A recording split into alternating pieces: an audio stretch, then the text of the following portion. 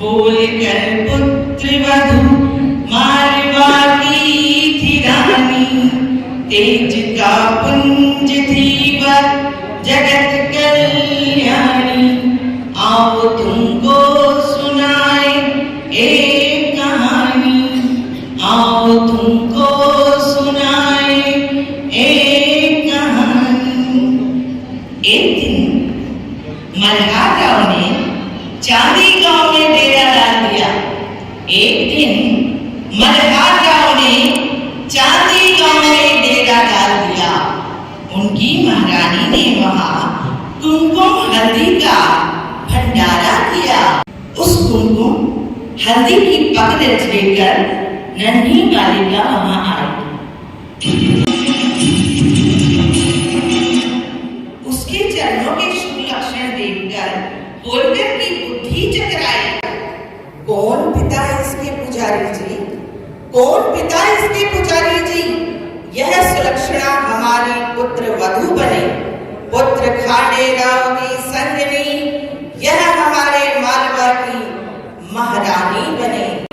भाग्यवान मानकर पिता राव शिंदे ने पुत्री का विवाह किया। भाग्यवान मानकर पिता राव शिंदे ने पुत्री का विवाह किया। खांडे राव संग होलकर घराने में पुत्री अहिल्या को ब्याह दिया।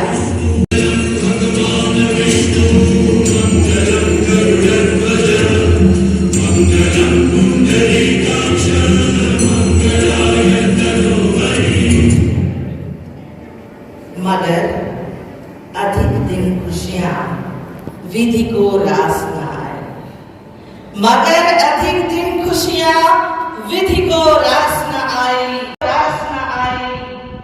खांडे राव को वीर गति मिली, पति से विदा की बेला आई।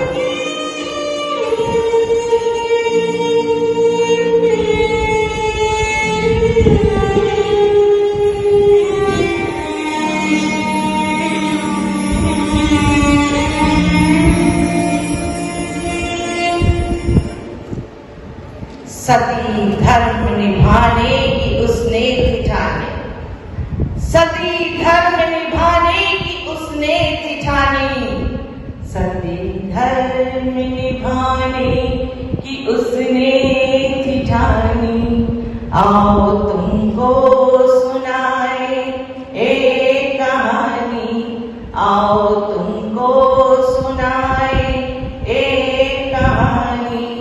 प्रजावत्सल दिलों में राज करती थी वो, होलकर पुत्र वधू मालवा की रानी, तेज का पुंज थी वह जगत कल्याणी। आओ तुमको सुनाए एक कहानी। सुनो पुत्री, सुनो पुत्री, सती न होना, प्रजाहित तुम्हें रुकना होगा। बोले मल्हार राव, बूढ़ा हो गया हूं मैं, पुत्र तुम्हें ही मेरा बनना होगा। जीवन तुम्हारा अब प्रजाहित रहे, मालवा को है तुम्हें संभालना। तुम जीवित रहो पल पल, जल्दी प्रजा को है तुम्ही को तारना। प्रजाहित जीवित रही जीजाबाई, प्रजाहित जीवित रही जीजाबाई, अहिल्या के मानस पर उतर आई। मालवा की रक्षा हेतु उसने तत्काल भोलेनाथ की कसम उठाई। पर भाग्य ने देवी अहिल्या का तनिक न साथ दिया, पर भाग्य ने देवी अहिल्या का तनिक न साथ दिया। सास ससुर का साया सिर से उठा, पुत्र को भी छीन लिया, पुत्र को भी छीन लिया।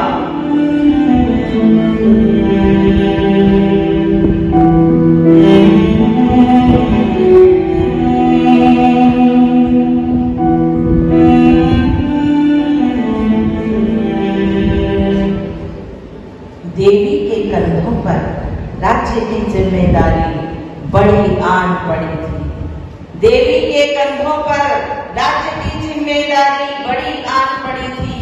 प्रजा त्रस्त बेहाल, अकाल से मुश्किलें राह में पड़ी थी, पर प्रजा हित जीने की थी उसने ठानी। पर प्रजा हित जीने की थी उसने ठानी। आओ तुमको सुनाए एक कहानी, आओ तुमको सुनाए एक कहानी। प्रजा वत्सल दिलों में राज करती थी वो, बोल कर पुत्र वधु मालवा की रानी। तेज का पुंज थी वह जगत कल्याणी। आओ तुमको सुनाए एक कहानी, आओ तुमको सुनाए एक कहानी। उस प्रजा वत्सला ने प्रजा को ही अपनी संतति मान लिया। उस प्रजा वत्सला ने प्रजा को ही अपनी संतति मान लिया। शिल्पियों को बसाया, काम सिखाया, आय का साधन दिया। प्रजा का धन प्रजा हित खर्चा, प्रजा का धन प्रजा हित खर्चा। उनको समृद्ध आत्मनिर्भर किया, अपने धन को भी लोक कल्याण लोक निर्माण में खर्च किया। पर अबला समझ रानी को कुछ तात्या जैसे दरबारी षड्यंत्र में हुए व्यस्त। तू कोची जैसे कुछ संग भी आ खड़े हुए, जो थे उनके विश्वस्त। समझ नहीं रहा मालवा रानी से, समझ नहीं रहा मालवा रानी से। पेशवा तक झूठा संदेश पहुंचाया, समझ नहीं रहा मालवा रानी से। पेशवा तक झूठा संदेश पहुंचाया। तात्या ने पेशवा राघोवध को मालवा पर आक्रमण हेतु बुलवाया। तात्या ने पेशवा राघोवध को मालवा पर आक्रमण हेतु बुलवाया। चतुर रानी ने भी अपने पड़ोसी राज्यों का समर्थन जुटा लिया। चतुर रानी ने भी अपने पड़ोसी राज्यों का समर्थन जुटा लिया। माजरा भाग कर पेशवा ने भी युद्ध का विचार त्याग लिया। माजरा भाग कर पेशवा ने भी युद्ध का विचार त्याग दिया। संधि मेल मिलाप करके पेशवा चुपचाप वहां से चल दिए। संधि मेल मिलाप करके पेशवा चुपचाप वहां से चल दिए। रानी ने भी मेहमानों से खातिर तवज्जो कर वहां से विदा किए। प्रजा वत्सल थी महारानी, राज्य करना जानती थी। प्रजा वत्सल थी महारानी, राज्य करना जानती थी। शिव भक्त थी, सांपों से खेलना और कुचलना भी जानती थी। प्रजा हित बन गई थी वो तो भवानी, प्रजा हित बन गई थी वो तो भवानी। आओ तुमको सुनाए एक कहानी। प्रजा वत्सल दिलों में राज करती थी वो, बोल कर पुत्र वधु मालवा की थी रानी। तेज का पुंज थी वह जगत कल्याणी। आओ तुमको सुनाए एक कहानी। देवी अहिल्या ने प्रजा हित लंबे समय राज्य किया। सुखी हुई प्रजा मालवा में उसने राम राज्य दिया। न्याय प्रिय महारानी ने सदा उचित न्याय दिया। चुन चुन कर भ्रष्ट अधिकारियों को उसने दंड दिया। धन्य धन्य है वह महेश्वर मालवा की महारानी। धन्य धन्य है वह महेश्वर मालवा की महारानी। युगों युगों तक अमर रहेगी मातोश्री की यह कहानी। न्याय की मूर्ति थी वो, जीवित निशानी। एक दिन कवि अनंत फंदी मातोश्री के दरबार में आए। मातोश्री की स्तुति में एक विस्तृत ग्रंथ थे लिखकर लाए। मातोश्री सुनकर हुई अप्रसन्न, जाओ कभी इसे नर्मदा में बहा देना, अगर लिख सको तो ईश्वर लीला लिखना, अगर लिख सको तो ईश्वर लीला लिखकर मुझे तुम सुना देना। कवि फंदी चले गए उस दिन ईश लीला पर लिखने की सोचकर, कवि फंदी चले गए उस दिन ईश लीला पर लिखने की सोचकर। ईश्वर पर तो लिखेंगे पर लिखनी मातोश्री पर भी थी, रह गए मन में सोचकर। एक दिन ऐसा भी आया पुत्री मुक्ता पति संग सती हो गई। एक दिन ऐसा भी आया पुत्री मुक्ता पति संग सती हो गई। मातोश्री मानो टूट गई, जिंदगी जैसे उनसे रूठ गई। अन्न जल त्याग, अन्न जल त्याग बस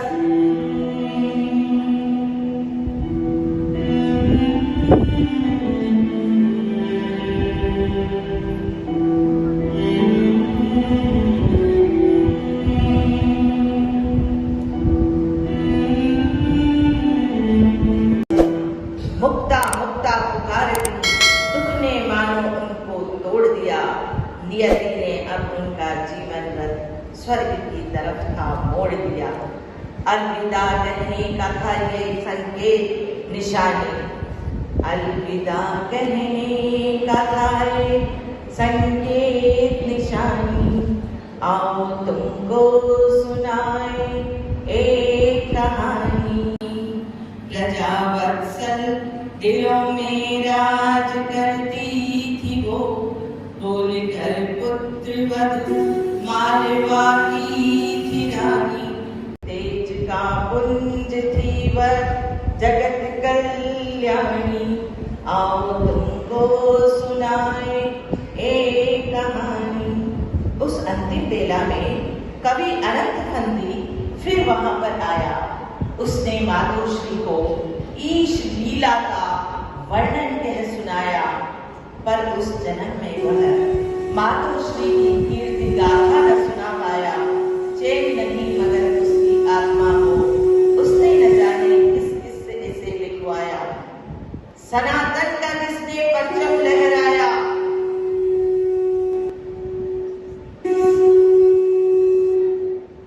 सनातन का जिसने परचम लहराया, कहनी थी बस उसकी कहानी। टूटे हुए मंदिरों को जिसने पुनः बनवाया, वही थी असली हिंद की महारानी। अपने राज्य से परे भी उसने मंदिर घाटों का निर्माण किया। युद्ध और आक्रमण से कलपती प्रजा का उसने त्राण किया। युगों युगों तक ये गाथा यूं ही अमर रहेगी। कभी कोई कवि तो कभी कोई कवियत्री कहेगी, सुनाई जाएगी एक दिन मंचों से जुबानी। सुनाई जाएगी एक दिन मंचों से जुबानी। आओ तुमको सुनाए एक कहानी, आओ तुमको सुनाए एक कहानी। प्रजावत्सल दिलों में राज करती थी वो, बोलकर पुत्र वधू मालवा की थी रानी।